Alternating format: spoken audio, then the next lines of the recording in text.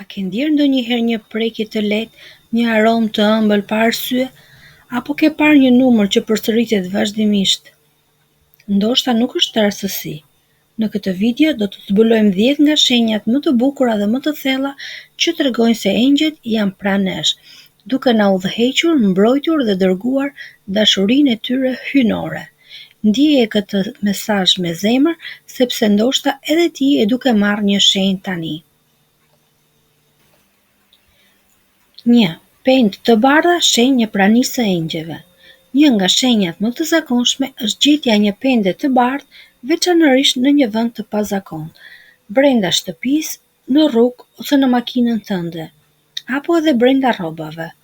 Pendet e bardha janë të lidhura simbolikisht me pastërtinë, mbrojtjen dhe qetësinë. Në shumë kultura dhe besime shpirtërore, besohet se një pende e tillë është një dhuratë e vogël nga një engjëll. Një përshëndetje për të thënë, jam këtu, je i mbrojtur, mos u shqetëso. Shenja e dytë që tregon praninë e engjëjve janë dritat misterioze ose reflekset të pazakonta.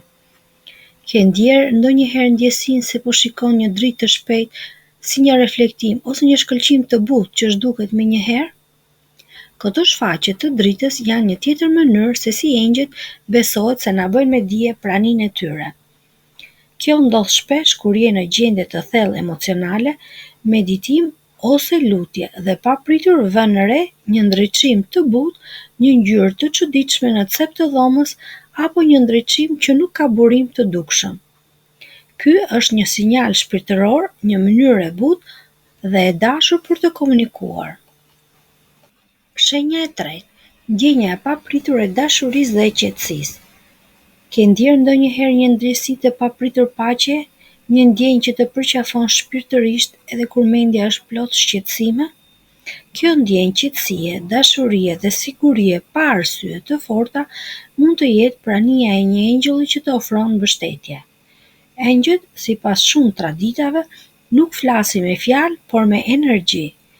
Kur ata janë afër, shpesh ndihet një valë dashurie pa kushte, që të mbush me dritë dhe rehati. 4. Gjetja e monedhave në vende të çuditshme. Një tjetër shenjë është gjetja e monedhave në vende që nuk kanë kuptim, si poshtë jestrikut, në rrugë, në sirtar. Këto monedha angjëllore janë mënyra për të kuptuar dhe për të kujtuar se dikush po të kujdeset, sidomos në kohë të vështira financiare dhe emocionale. Shpesh besohet se janë dhurata simbolike nga paraardhësit tanë ose nga engjëjt për të thënë, mos u shqetëso, do të kujdesemi për ty. Shenja e pestë që tregon praninë e engjëjve është kapja e numrave të njëjtë, si për shembull 111, 222, 1111 etj. Këto numra quhen numra angjëllor. Ti mund t'i ndeshësh shpesh në tabela, në orë, në fatura ose numra telefoni. Shikimi i përsëritur i njëshit është një thirrje për të qëndruar pozitiv. Mendimet e tua po manifestohen shpejt, ndaj qëndro në vibrim të lartë. 222 simbolizon besimin dhe ekuilibrin. Është një sinjal që gjithçka do shkojë në drejtimin e duhur, ndërsa numrat 3 të përsëritur më shumë udhëzime shpirtërore. Engjëjt janë pranë teje dhe të mbështesin në zgjedhjet që bën.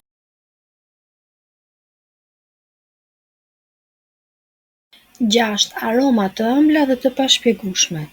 Ke ndjerë ndonjëherë një aromë të jashtëzakonshme të këndshme si lule, parfum, timian apo vanilje, pa ndonjë burim të dukshëm rreth teje? Këto mund të jenë një shenjë që një engjëll është pranë teje.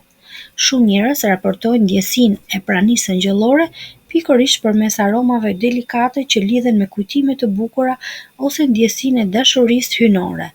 Kjo aromë është mënyra më e mirë për të përqafuar me butësi dhe për të kujtuar se je i dashur. 7. Tinguj të lehtë ose përshpëritje. Ndonjëherë mund të ndjesh sikur dëgjon një zë të butë, një përshpëritje në vesh, një muzikë shumë të lehtë ose një tingull që nuk ka ndonjë burim. Këto janë forma të komunikimit të heshtur, që engjëjt përdorin për të udhëzuar ose për të qetësuar. Ndonjëherë tingujt mund të jenë si një thirrje emri yt, ose një fjalë e vetme që ka domethënie në atë moment për ty. Kjo është një mënyrë për të bërë më të vetëdijshëm për praninë e tyre. 8. Ndjenja e një trokitje të lehtë ose prekje në trup. Shpesh njerëzit ndjejnë një prekje shumë të lehtë në shpatull ose në krah, ose në kokë, si një përkëdhelje. Kjo është një mënyrë shumë e ndjeshme për të bërë të ndalesh, të kthesh vëmendjen apo për të dhënë siguri. Në shumë raste kjo ndodh kur jemi të humbur në mendime, të shqetësuar ose të hutuar, dhe kjo prekje të rikthen në qetësi. Shenja e 9 janë ëndrat me mesazhe të qarta. Engjëjt komunikojnë shpesh përmes ëndrave, sepse kur flejmë jemi më të hapur shpirtërisht dhe më të qetë mindërisht. Në ëndrat me engjëj mund të marrësh mesazhe të qarta, të shohësh dritë, simbole ose edhe të ndjesh një figurë që të udhëzon. Në këto raste kur zgjohesh, zakonisht ke një ndjenjë të fortë paqe dhe emocion të veçantë. Është mirë t'i shkruash menjëherë këto ëndra, sepse janë dhurata të rralla dhe me kuptim të thellë. 10. Ndjenja e mbrojtjes në situata të vështira. Në momente të rrezikshme ose stresuese, kur papritur ndjen një forcë të brendshme, një qetësi që të udhëzon për të marrë vendimin e dur, kjo mund të jetë ndihma e engjëjve. Shpeshherë ata ndërhyjnë për të na mbrojtur fizikisht, emocionalisht apo shpirtërisht. Pa u vënë në re, ajo ndjesi që do të thotë ndalo tani, ktheu mbrapa, mos fol, prit pak, janë disa udhëzime të drejtpërdrejta nga një udhëheqës shpirtëror ose ëngjël mbrojtës. Ëngjëjt ndoshta nuk i shohim me sy, por prania e tyre ndihet. Në një penë të bardhë, në një numër që përsëritet ose në një ndjesi paqe të papritur, ato janë gjithmonë afër duke na kujtuar se nuk jemi vetëm. Nëse ndonjë nga këto shenja të ka ndodhur ty, është koha të besosh më shumë në sinjalet e dritës. Faleminderit që ishe me mua në këtë udhëtim shpirtëror. Mos harro ta ndash këtë video me dikë që ka nevojë për një përqafim ëngjëllor sot. Ju lutem bëni share dhe subscribe. Faleminderit.